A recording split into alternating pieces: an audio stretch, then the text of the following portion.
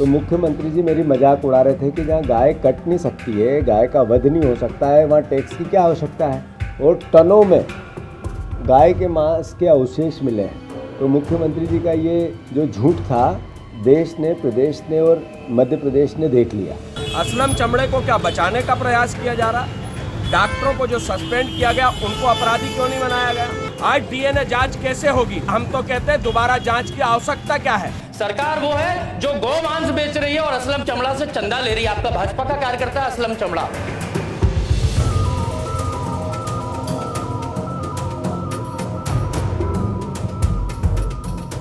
भोपाल नगर निगम के जिनसी बूचड़खाने से जुड़ा कथित गौमांस प्रकरण अब अदालत तक पहुंच चुका है। लगभग 2.5 महीने पहले 26 टन से अधिक संदिग्ध मांस की जब्ती के बाद पुलिस और विशेष जांच दल ने विस्तृत जांच की और अब करीब 500 पन्नों का आरोप पत्र अदालत में प्रस्तुत किया है। इस मामले में बूचड़खाने के संचालक असलम कुरैशी और एक वाहन चालक को गिरफ्तार किया। वहीं नगर निगम के कुछ अधिकारियों को निलंबित भी किया। दूसरी ओर कुछ सामाजिक संगठनों ने जांच की दिशा और कार्य प्रणाली को लेकर सवाल भी उठाए। हालांकि यह पूरा मामला न्यायालय में है और अंतिम सत्य का न्यायिक प्रक्रिया से ही सामने आएगा। 17 दिसंबर 2025 को भोपाल पुलिस मुख्यालय के पास एक कंटेनर वाहन को रोका गया। इस वाहन से लगभग 26 टन पैकेट बंद मांस बरामद हुए। यह खैर भोपाल नगर निगम द्वारा संचालित जिनसी बूचड़खाने से जुड़ी बताई गई। पुलिस ने मामले में बूचड़खाना संचालक असलम कुरैशी उर्फ असलम चमड़ा और वाहन चालक शोएब को हिरासत में लिया और आगे की जांच शुरू कर दी। जांच के दौरान मांस के नमूने परीक्षण के लिए भेजे गए। जनवरी 2026 में मथुरा स्थित फॉरेंसिक विज्ञान प्रयोगशाला की रिपोर्ट सामने आई, जिसमें नमूनों को गौवंश से संबंधित बताया गया। मध्य प्रदेश में गौवध निषेध अधिनियम के तहत ऐसे मामलों में सख्त प्रावधान है, इसलिए प्रशासनिक स्तर पर भी त्वरित कार्रवाई की गई।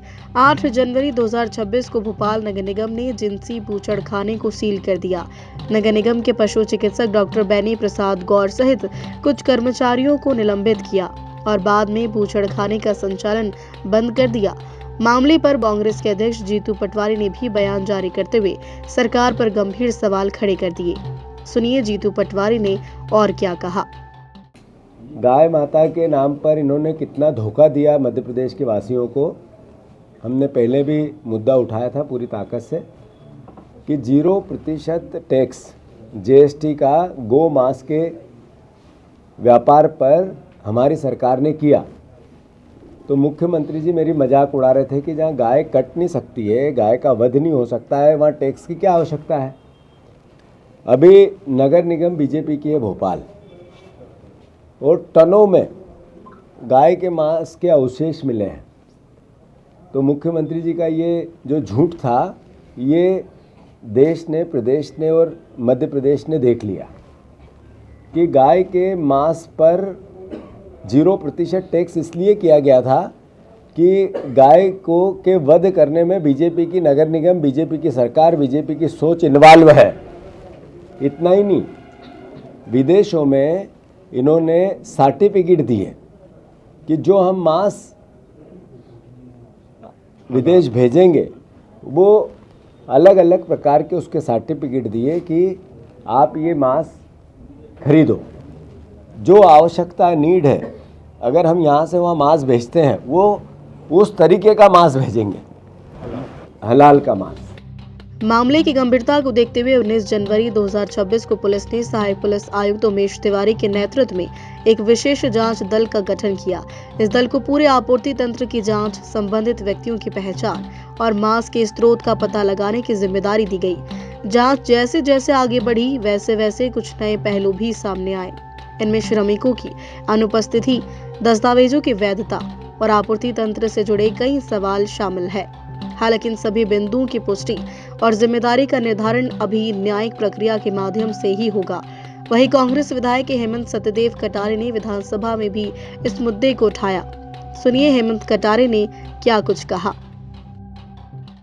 शंकराचार्य से प्रमाण और वो कौन सी सरकार मांग रही है ये मैं आपको बताता हूं। सरकार वो है जो गौमांस बेच रही है और असलम चमड़ा से चंदा ले रही है। आपका भाजपा का कार्यकर्ता असलम चमड़ा गौमांस बेच रहा है, मथुरा की लेबोरेटरी रिपोर्ट में आया है, और चंदा देता है, आपके यहां के स्थानीय मंत्री को देता है। नगर निगम का स्लॉटर हाउस पीपीपी मोड पे है, इसमें नगर निगम की शेयरिंग है, स्टेक होल्डिंग है, और असलम चमड़ा भाजपा का कार्यकर्ता गौमांस बेच रहा है। रामेश्वर शर्मा जी नहीं है अभी, बड़ा आनंद आता है उनको इन विषयों पे, जरा इस पे उत्तर दे। कौन कौन चंदा ले रहा है, नाम दूं? मेयर के कौन ड्राइवरों के खाते में पैसे गए? मंत्री नहीं है टोपी वाले मंत्री जी, उनके किस व्यक्ति के पास गए पैसे? दूं आंकड़ा? अगर हो तो डिबेट करिए, आइए बैठिए सामने, मैं बताऊंगा।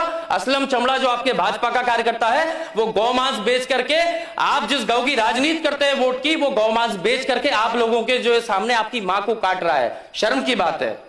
मैं मांग करता हूं वो बुलडोजर मुख्यमंत्री जी का जो गरीबों का घर तोड़ता है बार बार जाके सुप्रीम कोर्ट की अवहेलना करते हुए, अगर उस बुलडोजर में दम है जरा सी भी, और मुख्यमंत्री जी जो रोज गौ सेवा करते हैं अपने निवास में, अगर वास्तविकता में उनके अंदर गौ माता का भाव है, तो मेयर, मंत्री, कमिश्नर, जितने लोग हैं सबके ऊपर एफआईआर दर्ज होनी चाहिए।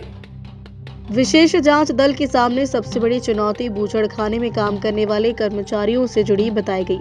जानकारी के अनुसार इस परिसर में लगभग 85 श्रमिक कार्यरत थे, जिनमें से अधिकांश प्रवासी मजदूर थे।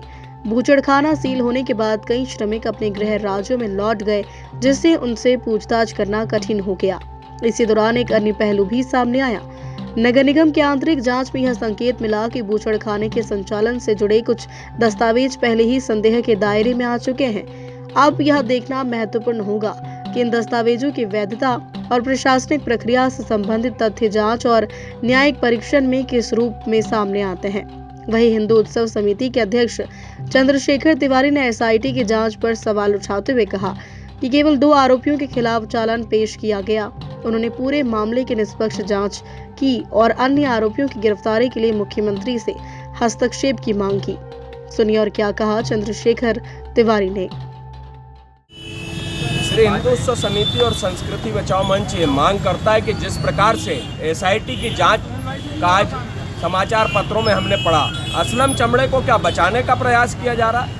डॉक्टरों को जो सस्पेंड किया गया उनको अपराधी क्यों नहीं बनाया गया? असलम चमड़े के जो सहयोगी थे उन्हें क्यों नहीं अपराधी बनाया गया?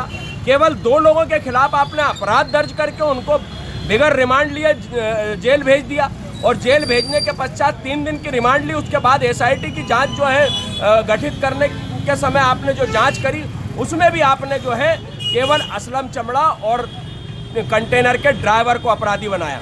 क्या कारण है कि अन्य लोगों को अपराधी नहीं बनाया गया और आपने चालान पेश कर दिया? आपने बिसरे को जो है बचा के क्यों नहीं रखा? आज डीएनए जांच कैसे होगी? और दोबारा हम तो कहते हैं दोबारा जांच की आवश्यकता क्या है? जिस प्रकार से गोमांस अगर पकड़ाया है तो हिंदू उत्सव समिति और संस्कृति बचाओ मंच माननीय मुख्यमंत्री जी से मांग करता है कि इसमें जो लोग भी अपराधी हैं उनके खिलाफ कड़ी से कड़ी कार्रवाई होनी चाहिए, चाहे वो कोई भी हो, चाहे डॉक्टर हो, चाहे कोई अधिकारी हो, और चाहे असलम चमड़े के जो भी सहयोगी हैं उसकी संपत्ति की जांच की भी हमने मांग करी थी। नहीं तो भोपाल में हिंदू उत्सव समिति और संस्कृति बचाओ मंच समस्त हिंदू संगठनों को लेकर एक उग्र आंदोलन के लिए बाध्य होगा। मामले का एक आयाम वन विहार राष्ट्रीय उद्यान से जुड़ी आपूर्ति को लेकर भी चर्चा में आया। वन विभाग ने इस संबंध में स्पष्टीकरण मांगा है और संबंधित अधिकारियों से जानकारी ली जा रही है। इस बीच विशेष जांच दल ने लगभग 500 पन्नों का आरोप पत्र अदालत में पेश किया। इसमें जब्ती, प्रयोगशाला रिपोर्ट, दस्तावेजी साक्ष्य और जांच के दौरान एकत्रित अन्य तथ्यों को शामिल किया। हालांकि कुछ पक्षों का कहना है कि कुछ परीक्षणों और नमूनों से जुड़ी प्रतिक्रियाओं की और स्पष्टता आवश्यक है। वहीं जांच दल द्वारा सभी साक्ष्य विधिक प्रक्रिया के अनुसार न्यायालय के समक्ष रखे हैं। जिनसी बूचड़खाना प्रकरण अब पूरी तरीके से न्यायिक प्रक्रिया के दायरे में है। अदालत में प्रस्तुत आरोप पत्र के आधार पर आगे सुनवाई 18 मार्च को होगी। कानूनी दृष्टि से यह भी ध्यान रखना आवश्यक है कि आरोप पत्र केवल जांच एजेंसी के निष्कर्ष होते हैं, जबकि अंतिम निर्णय न्यायालय द्वारा साक्ष्य और दलीलों के आधार पर ही दिया जाता है।